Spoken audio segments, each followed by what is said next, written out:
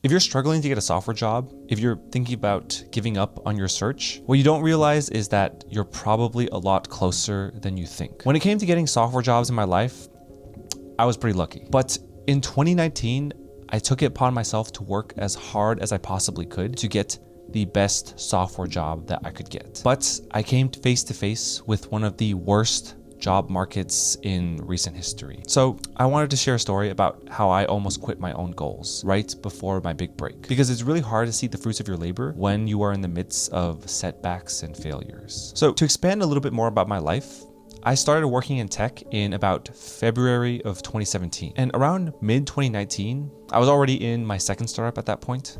And I had about 2.5 years of professional coding experience total. And the truth is that most of my life has been dominated by a recurring theme, just a lot of laziness. I've never been a hard worker for most of my life, not in high school, not in college, not after college. I would always just do enough, and luck is where a lot of my career success came from. Luck plays a big role in all our lives, but in a certain sense, I felt like I had a disproportionate amount of it. And the worst part was that objectively, I knew all of this. I knew I was lucky, but I was still one of the worst procrastinators you have ever seen. I was the embodiment of the guy that always said they were going to do things, but then never did them. For me, the thing that I could never stop talking about, but also never take action on, was getting into a big tech company. You see, ever since high school, working at a tech company in Silicon Valley was one of my dreams. But I knew the barrier for entry, which was basically studying for these software interviews, was something that would just take months and months and months, especially for someone who just didn't know how to do it. And I would always tell myself every year in my 20s that next year would be the year that I would study hard, and then next year, and then next year after that. And when you're that young, I was like 22, 23, it can always seem like that there is always tomorrow. Just like in high school where I wouldn't start my homework until like 10 p.m. every night. In the working world, I would always just put off my problems for future Kevin. All I wanted to do was play video games, or I don't even know what I was doing back then. But in 2019, I turned 25. And I think for a lot of people, that is a milestone in their life that really causes you to reflect. And for me, I was reflecting. I always saw that as a turning point, where I either look at myself in the mirror and I change myself now into the person I want to be, or be content that I will never change. And so that pretty quickly kicked my life into the mode of doing things. I told myself that all the work that I had promised myself that I would do, I would start doing all of it. So in August of 2019, I went on this Leet Code software engineering interview grind where I planned to study for 6 months and then apply to every big company I could ever think of in Silicon Valley. And changing yourself, it's something that's very difficult because you're fighting against years and years of ingrained behavior. So it took some time for me to ramp up and become proficient in my process, but eventually I was able to figure it out. And I was able to push everything that was important to me aside. My games, my friends, and even my relationship to an extent, and work tirelessly on my one goal to prove to myself that I was becoming a better person. And while I was on this process of studying, I just felt a sense of pride every single day. I felt a sense of pride that I had a defined goal, like a North Star in my life, and that I was working a little bit towards it every day. It helped me to get through the little day-to-day pains that studying was causing me. I remember hearing my housemates outside in the living room, either like playing board games or video games or something like that. And I just kept telling myself that it was worth it in the long run. My short-term pain was always worth it in the long run. And I was getting undeniably better at these coding questions. And I knew that soon I would be ready. But almost like a sense of karma for all my years of laziness and luck, all my luck ran out at the perfect time. And in March of 2020, that's when the COVID pandemic hit and everything went into lockdown. And everything regarding my plans of studying, of interviewing, of moving to Silicon Valley, all those plans got just turned upside down. Everything that I had planned pretty much went out the window because all these companies were starting to freeze their hiring left and right. And I think one of the most difficult parts for me personally, and for a lot of other people I knew, was the massive disruption in the routine that everyone had.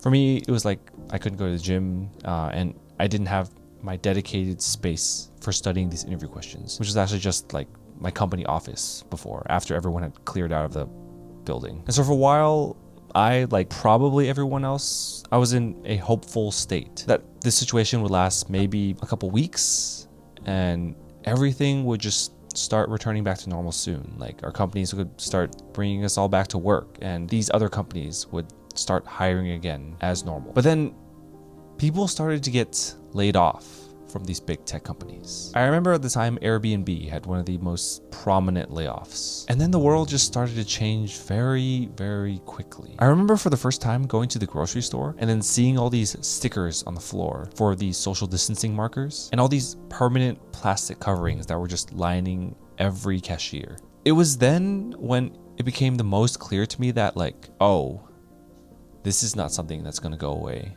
anytime soon. And in terms of my plans of getting a job in Silicon Valley and moving, those were all kind of worthless at this point. And I would have to pivot my plans. But in the spirit of trying to make myself a better, more hardworking person, I felt that I couldn't let external circumstances mess everything up in my life. I had to figure out how to adjust and to adapt. And so my first attempt into adjusting was to find all the companies that had not yet frozen their hiring. And definitely there were not a lot of companies to choose from. But again, adjust, adapt, and continue moving forward. That's all I had. And during this time, I had probably around a dozen or so interviews and maybe about 5 or 6 on-site virtual interviews. The first notable one was an interview at a mid-sized public company where I went through the whole virtual on-site interview and I thought I did very, very well. And I was called the next day and verbally offered the job and given all the compensation details and everything. And I felt amazing. I felt like my work had finally paid off and everything. But then I got a call a couple days later. They told me that the budget for the team that I had gotten the job for had been cut. Because of that, this position was no longer open. That was painful to hear. And a couple weeks later, I interviewed at a large notable startup, and I also did very well on their interview process. And I even passed a post-interview take-home assignment. And they gave me an offer, and I had a call with my future manager. And about a week later, due to the circumstances, they told me that they could not hire me anymore. And I remember even after that, I had another interview with a big tech company. And that one, I was simply told that I just wasn't good enough. And slowly, all the rest of the interviews I had were all either canceled or frozen, or I just failed them. And so during the time, I was just stuck in this confused middle ground state. I remember tons of people on LinkedIn who had all these posts too about people with their internships canceled, their job offers rescinded. It was a sad time for everyone. And truly, this felt like one of the lowest points in my journey because I felt like the year I decided to make the most improvement to myself as a person was the year where I had little to nothing to show for it. And I just felt like my effort was completely and utterly wasted. But at the same time, while I felt unhappy, I also felt like with everything going around in the world and going on in the world, I didn't have a right to feel upset. People were losing their jobs left and right. Students were all struggling to adapt to online learning. There's a pandemic raging. Everyone's just stuck inside. What did I really have a right to feel bad about? And it was about the time in about May of 2020 when I just gave up. I told myself that the market was just completely screwed at that moment and that I was just done with all the rejection and that there were bigger problems in life than my own. And I should just be happy with my current job and accept the fact that I tried and I failed. And it was that summer where I met this girl virtually. She was a college student still at the time. She was graduating from college as the class of 2021, which was probably one of the hardest hit college graduation classes because their last 2 years were completely online because of COVID. And in my time talking to her, she was always so cheery. She was always so upbeat. She was always in good spirits. She never complained about anything, which I found interesting given her own kind of situation of having her last year of college be online learning. So one day, just out of curiosity, I decided to kind of bring up how she really felt about the last 2 years of her college education being online. And similar to how I felt about interviewing and not being able to find a job, she was just extremely dismissive and avoidant of that topic. She just didn't want to bring attention to her own feelings and the things that she was feeling in her life, because there were people out there that had way more problems going on, and she felt like she had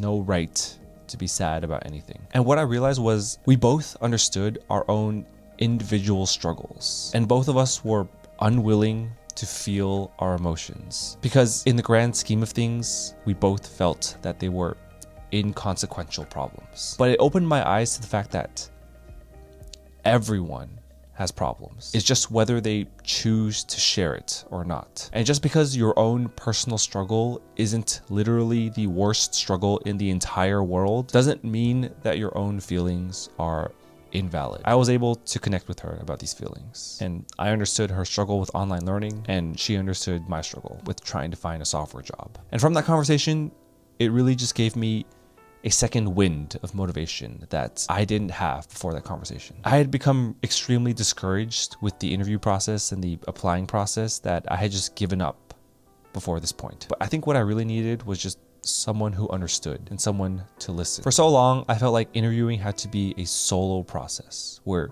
you study, interview, and you do everything yourself. And when things get rough, I always thought that nobody's going to understand or care about your problems, so there's no point in telling anyone. But through this conversation, it became very apparent that without the support of other people through this process, without making a human connection to understand all of our different unique struggles, and without having some kind of outlet for our emotions, passing software interviews or just really doing anything else in life becomes 10 times harder. And so what I needed was just a little bit more persistence and a little bit more patience, and eventually the results would come. And after that conversation, I remember applying to one single company, and that was my online application to Intuit. And although I thought it was going to be lost in the nether of job applications, I got a call back within a couple days. And within about a month, I finished their entire interview process, and I was finally able to land this job that I wanted. It was an unexpected but sweet ending to this whole process. If I didn't have that experience and I didn't share this connection, I don't think